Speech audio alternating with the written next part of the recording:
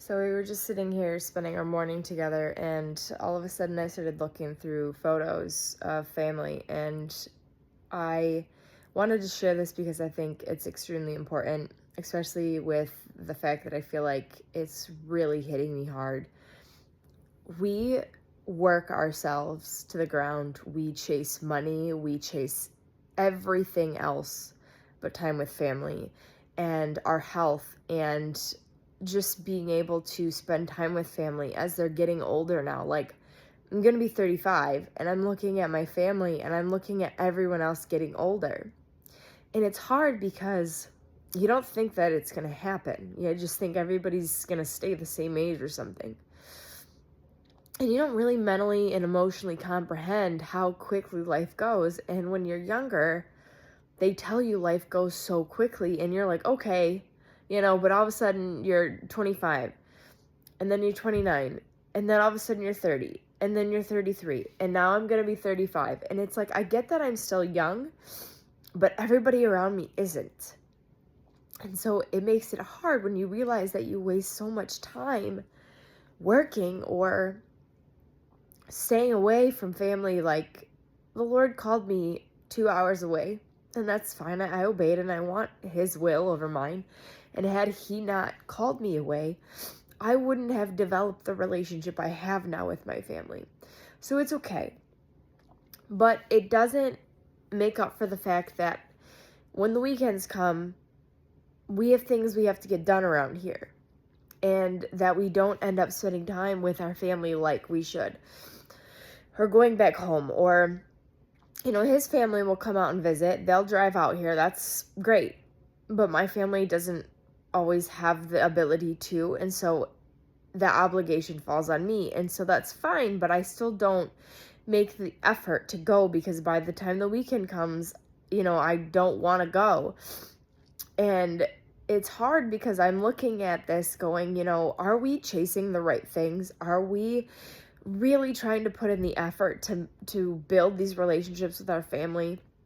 Because I have family that has not asked Jesus into their heart. And what's hard is that the ones who did, I know I'll see in heaven.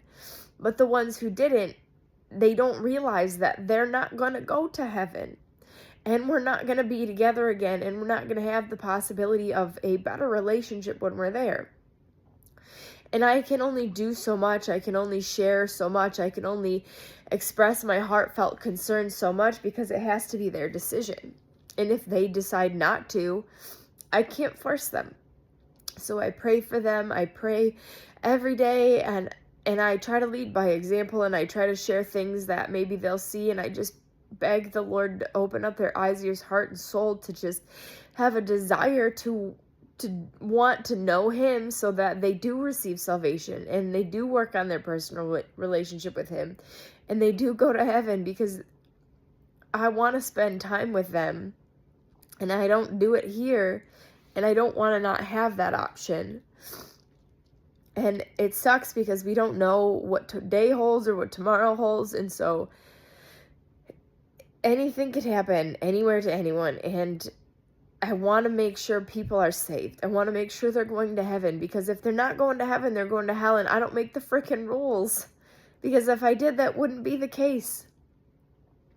And so regardless of where you stand with your faith or where you want to go, if you want to go to hell, go to hell. I don't care. It's up to you. I do care. I want you to go to heaven. But if you have no desire to be reunited with family or friends, or even just spend time with the Lord and not be burning to death in hell for the rest of eternity, okay.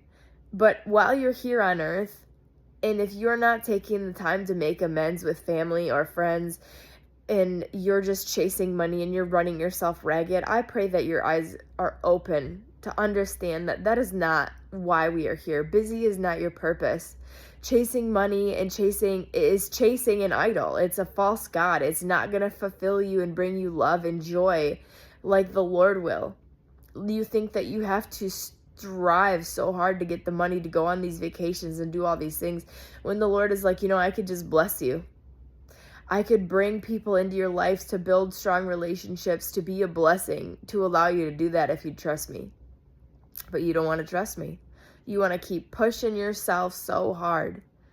And it's not to say that we shouldn't work. That's fine. It's the overworking and the overstress and the over pushing of your bodies. That's what's doing it, and people aren't realizing because they think they have to work so hard to save money to do all these things. And it's like, that's not how it's supposed to be. And the Lord can show you that. He can explain it to you a way that I can't. He can make you understand in a way that I can't. But ever since I slowed down and I stopped working so hard and being so distracted and so overwhelmed, the time that I have to really see things and understand things differently is the reason I'm making this video. Because if I was still distracted and overworked and overexhausted and didn't have time to really process the pains and the hurts of life going so quickly and trying to really realize what's important, you have to stop and slow down and look around and understand from a different perspective. Realize you're chasing money. Realize you're chasing whatever it is. Because if it's not chasing the Lord, you're chasing something else that is literally not helping you. It's hindering you. It's hurting you. And I pray that you see that. I pray that you can forgive your family. I pray that you can forgive your friends. I pray that you can forgive yourself. And I pray that you can make amends. And maybe you can't forgive them for something bad, but I pray that you forgive them and that you are freed of that. Doesn't mean you have to go talk to them or call them. But if it's over something silly, then yes, make amends.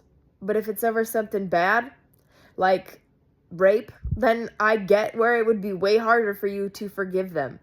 But that doesn't mean that you can't be freed by forgiving them where you are now. You don't have to reach out. You don't have to do whatever. You don't have to keep drinking the poison of unforgiveness.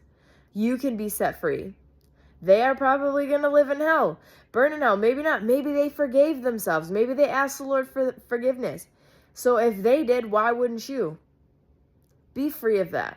Be free of chasing money. Be free of chasing things. Be free of being so busy that you're so distracted and so overwhelmed to understand the real importance of the things in this world, like love and forgiveness and family and time together before it's too late. I hope you all have a blessed day.